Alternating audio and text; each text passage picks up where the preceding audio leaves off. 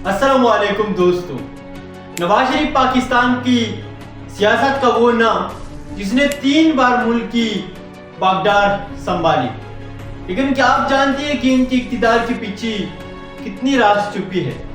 ایک ایسا شخص جس نے خود کو ہمیشہ عوام کا ہمدرد ظاہر کیا۔ کیا آپ نے کبھی سوچا ہے کہ نواز شریف کی دور حکومت میں بنائی جانے والا موٹر ویز صرف ترقی کا نشان تھے یا اس کے پیچھے بھی کچھ پوشیدہ ایجنڈا تھا؟ اور وہ اتنی دھماکی جن کا کریڈٹ ہمیشہ نواز شریف لیتے ہیں، کیا واقعی ان کی دوری حکومت کا کارنامہ تھا یا کچھ اور کہانی ہے؟ اب سب سے بڑا سوال تو یہ اٹھتا ہے کہ پمانا پیپرز میں ان کے خاندان کی نام آنے کے بعد کیا نواز شریف نے واقعی قوم سے سچ چھپایا؟ کیا وہ آف شور کمپنیاں جن کا ذکر پمانا لیکس میں آیا تھا کرپشن کا نتیجہ تھے یا سب سیاسی انتقام کا حصہ تھا؟ آج کی ویڈیو میں ہم نواز شریف کی سیاسی کیریئر کے اہم موڑ، ان کی فیصلوں اور ان پر لگنے والا الزامات کا تجزیہ کریں گے۔ کیا وہ پاکستان کی ترقی کی ضامن تھے یا کرپشن کے الزامات کے پیچھے کچھ اور حقائق چھپے ہیں؟ آئیے اس کہانی کو سمجھنے کی کوشش کرتے ہیں۔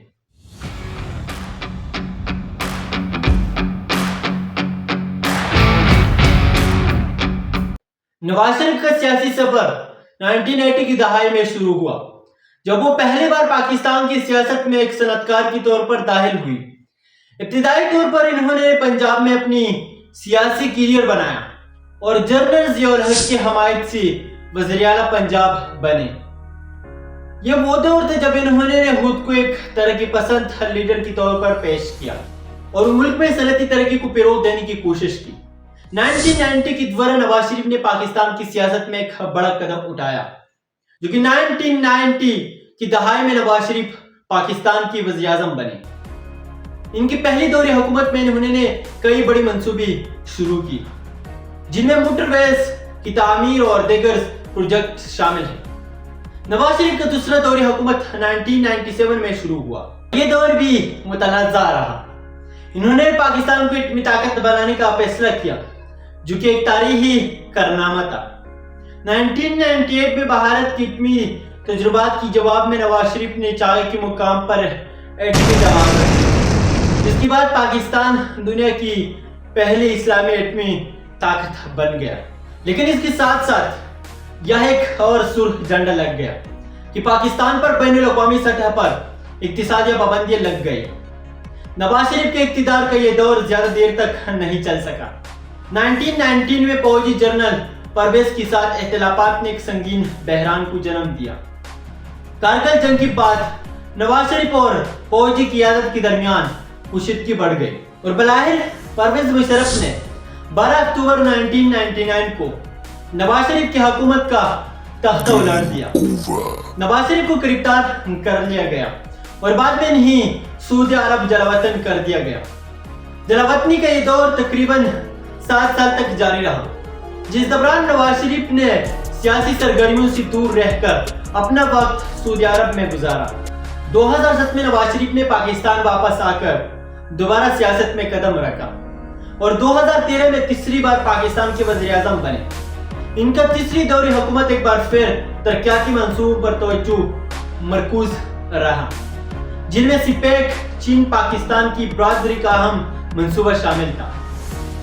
یہ منصوبہ پاکستان کی مقصد کے لیے ایک گیم چینجر ثابت ہوا اور نواز شریف کے حامیوں نے اس اقدام کو ان کی بڑی کامیابی قرار دیا۔ لیکن اس دور حکومت میں بھی نواز شریف کے خلاف کرپشن کے الزامات اٹھائے گئے۔ 2016 میں پمانا پیپرز کا اسکینڈل سامنے آیا، جس نے نواز شریف کی سیاسی کیریئر کو شدید نقصان پہنچایا۔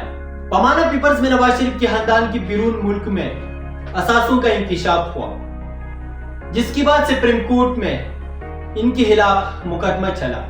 نواز شریف نے اپنی دفاع میں دعویٰ کیا کہ یہ الزامات بے بنیاد ہیں اور ان کے خاندان نے کچھ غلط نہیں کیا ہے۔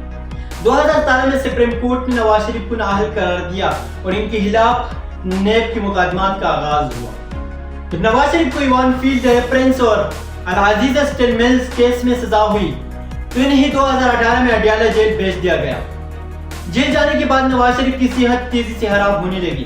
انہیں دل اور پلیٹلیٹس کے مسائل کا سامنا تھا۔ جس کی بنا وہ شدید بیمار ہوئی۔ 2019 میں ان کی طبی حالات اس حد تک بگڑ گئی کہ انہیں ہنگامی بنیادوں پر ہسپتال منتقل کیا گیا۔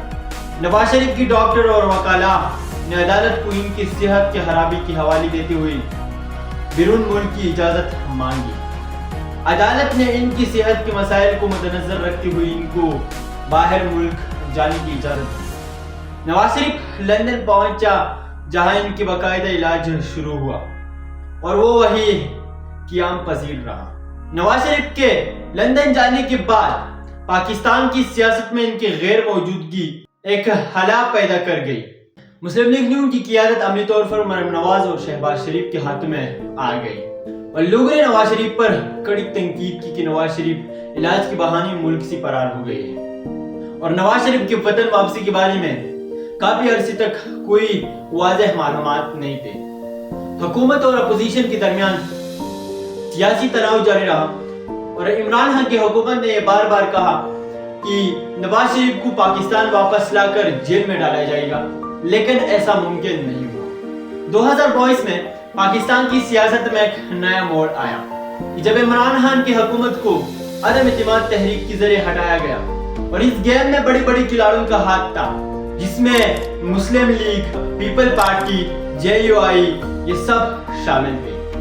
نواز شریف کی پاکستان میں واپسی آنا اس وقت ممکن ہوا جب عمران خان کی حکومت کو عدم اعتماد تحریک کے ذریعے ہٹا دیا گیا، تب نواز شریف کی پاکستان واپسی آنا ممکن ہو گیا اور نواز شریف کی واپسی میں پاکستانی فوج اور اسٹیبلشمنٹ، مسلم لیگ نون کی اندرونی حلقے، بین الاقوامی قوانین اور سعودی عرب اور خلیجی ریاست نے بہت اہم کردار ادا کیا اور یہ پاکستان واپس آ کر شہباز شریف کو وزیر اعظم بنا دیا گیا۔